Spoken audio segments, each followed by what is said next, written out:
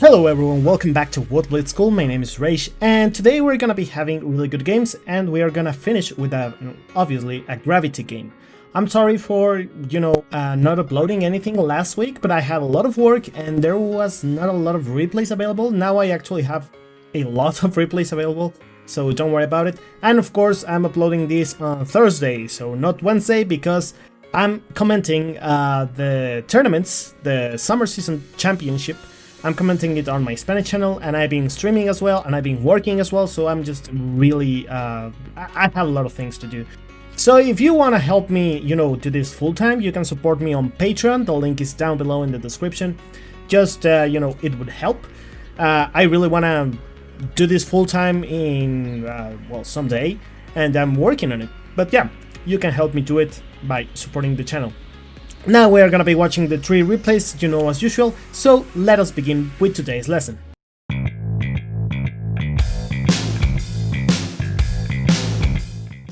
Okay, so let us begin. We are gonna be watching Black Tiger 24 on his Object 268.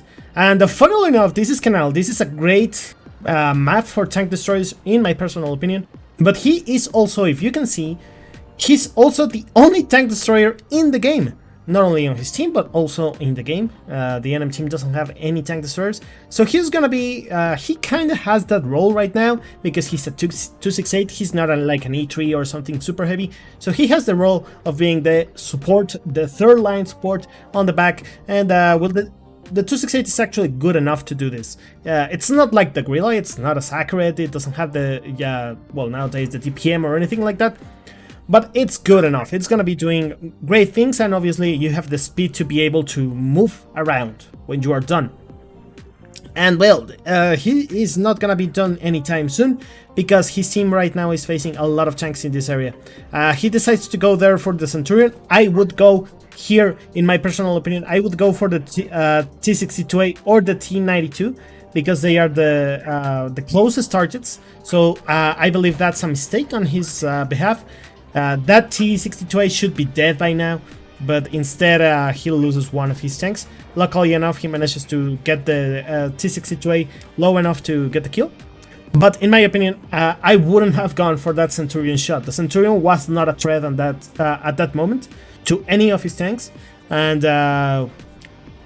luckily enough, they trade a T92 for a T62A, which is not a bad trade. It's a tier 9 light tank for a tier 10 medium, but they are also losing an AMX Premier prototype on the other side. So yeah, this is not looking so good. And also he's on the first line now. He's on the front line with a 268, which is not bad. It has good armor, but it's not the best, if you know what I mean. Here the T55A, instead of trying to go for the kill on the Centurion, he decides to just wait there and get shot from behind. So they're a really poor job on the T55A performance. And I'm just trying to look like what's going on the right side, well, on the back of Black Tiger, because I don't see the heavy tanks being really effective. And yeah, this is definitely not looking too good for Black Tiger. But now he has an AMX 30B on the side, who is pretty low HP. But I like what Black Tiger is doing. He's the one in charge of taking damage, and he's gonna try to go with heat. That's a good choice. A lot of people say like, yeah, using premium it's bad. Using premium actually lowers your DPM, it lowers your damage, so it's not like you don't have to sacrifice something. And using premium when you have to is actually smart.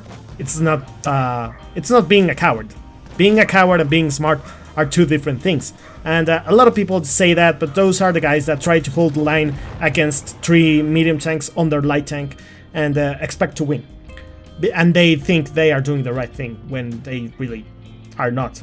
And here the 30B is saying good job, and I agree, this is a really good job, and we are gonna be seeing here, yeah, that's a really big shot, high explosive on the side. Luckily enough, the T92 also had the stop gun, so he actually bounces off the 268, which, like I said, it has good enough armor to bounce a couple of shots every now and then. And that's a good blind shot. I would have gone for that as well, because you are gonna be having time to reload anyway. You're not gonna have a target. The Kampfpanzer is on just that side of the map, you cannot count that. And he actually manages to pen the E100, so that's a really good choice. And he's going for the high explosive here on the side tracks, and that's again really good ammunition to use. And so far I really like what I saw in this game.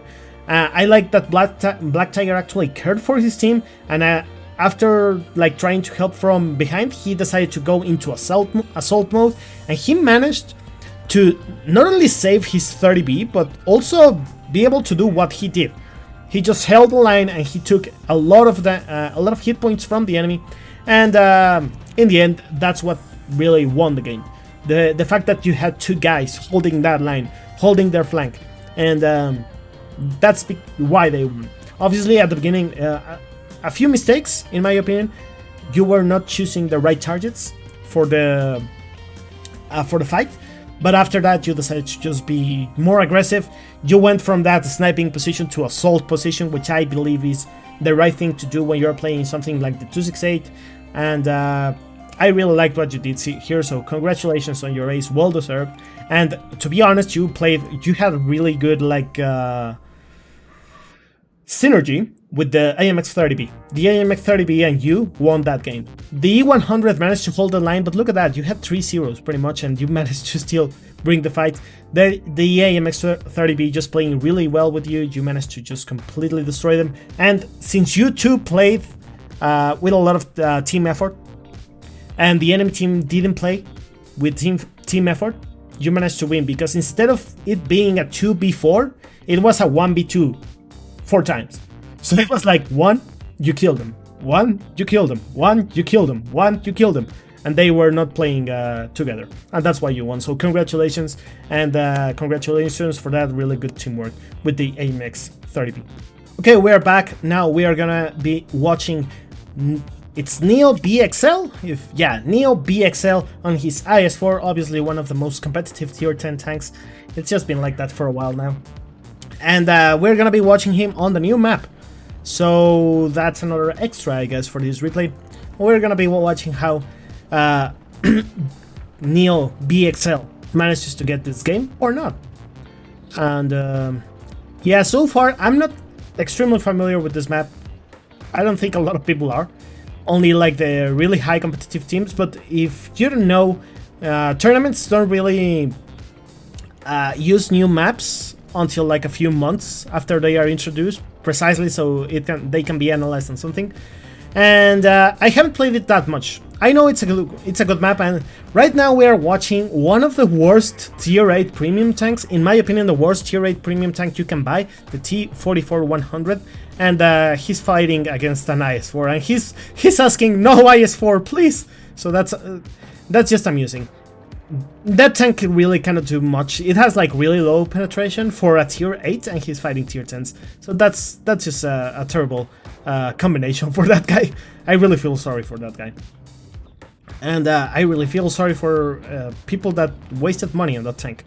And there, in my opinion, you were not really aware of that 704. You could have gone for the shot way before that. The 704 goes down anyway, so, and you don't pay for it because the Jack Panzer is not really paying attention to you. And that's a really good shot. You shoot really fast before he realizes, and as soon as you realize he realizes that you are aiming at him, you manage to go back, and yeah, you have a really great result there. And funnily enough, here the ISU 152 can actually fight tier 10s because of the penetration. And that's really the difference. The difference in penetration is just huge. And yeah, you're gonna be going for the hit. That's completely understandable, especially having the IS-4 hit. The IS-4 hit is just amazing. It has a lot of penetration and it can do really great things. And once you get to the side, you can start going for the regular rounds. So yeah, another good choice there. You're managing to kill the mouse there. And your grill sadly goes down. If I were the grill, I would have gone for the IS-8 shot, because I kinda expected that you were gonna kill the mouse anyway. There, that's a nice bounce against the IS-8. The IS-8 is gonna have a really bad time penning you when you are face hugging him. So far so good for you. Your team is not doing great. and here you just have to finish this guy, and you're just gonna go for it. That's good. And now the E75 apparently has the stuck gun, so you're gonna be having an easier time bouncing shots, because that gun doesn't have a lot of penetration compared to the top gun. And here a little bit of a mistake.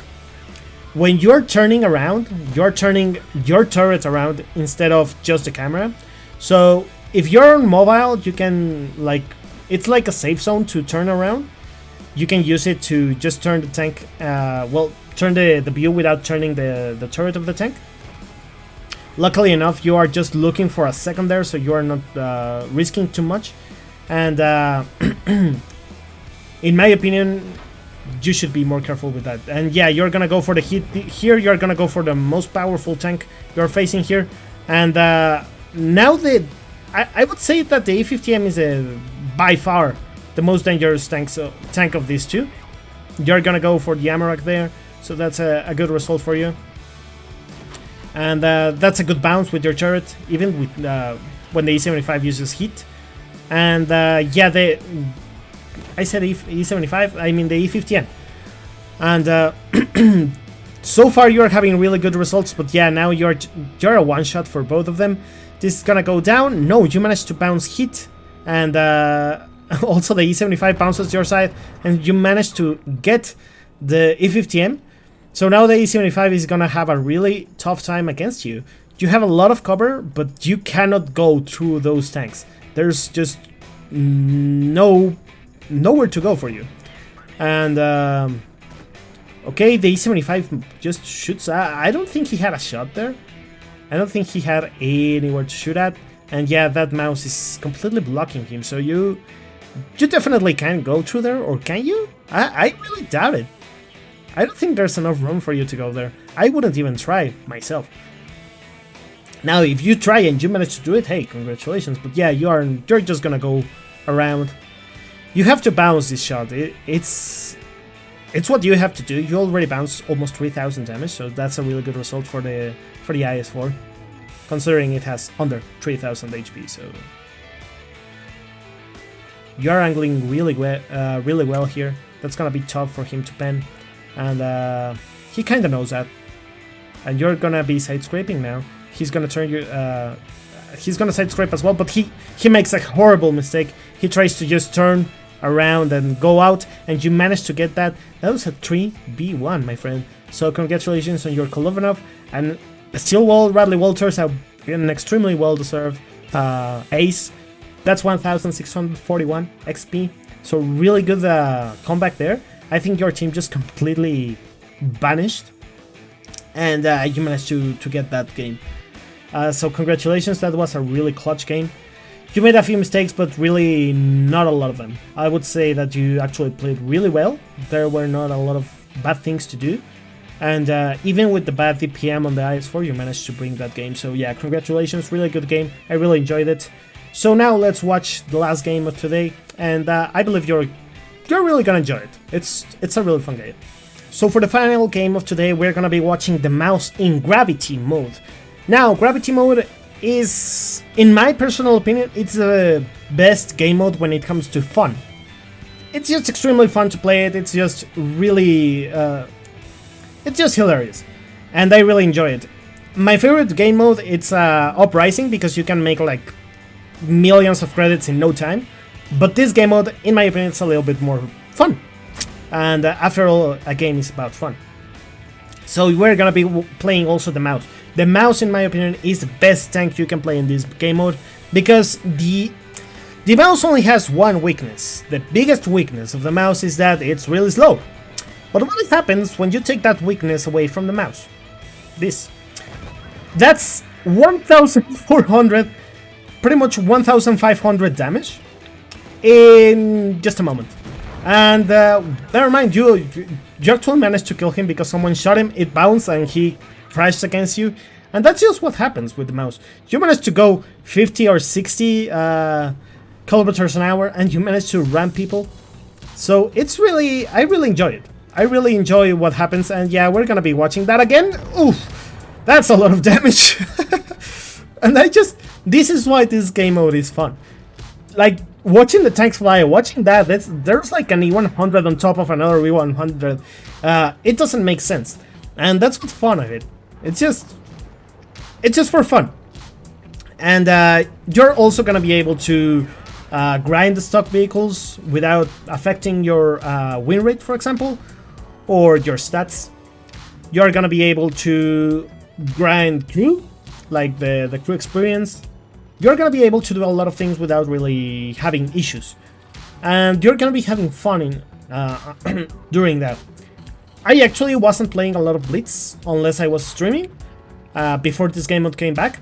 And when it came back, I actually was like, okay, I'm gonna play it, and I had a lot of fun. And I was playing it on my own, without like voice chat or anything. I was just playing on my own free time, and I was having a really great time. And after that, I've been playing again just for fun, and I've been having really good games. So it's like, it just revived a little bit of the game for me. Just like going in and playing something different and enjoying it so much, it really makes a difference. And that's what happened here. And there, I believe that was a little bit of a mistake. You should have gone for the high explosive round on the back of the tank. You got lucky with the roll, but in the end, it won't fight for you. But yeah, take into account that was lucky, and you shouldn't be depending on luck. That's the worst thing you can do. So now you're gonna be going back to the Leo.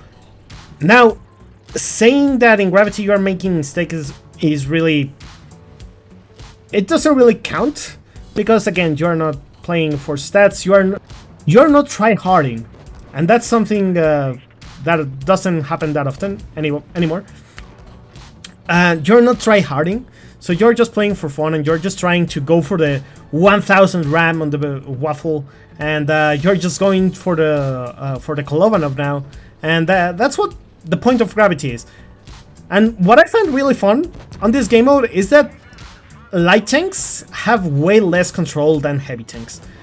So if you're a light tank, you know that turning around while you're going full speed is really bad. And yeah, that's gonna hurt. That definitely hurts. And yeah, that definitely hurts. So that's a really good result so far for the mouse. 6,800 damage that we can see, because I don't know if ramming damage is being counted. I believe it's being counted in the replay. But now, really good angle there. You should be angling more often. And now you're gonna squish that guy? No, he managed to go out. He managed to get away from you.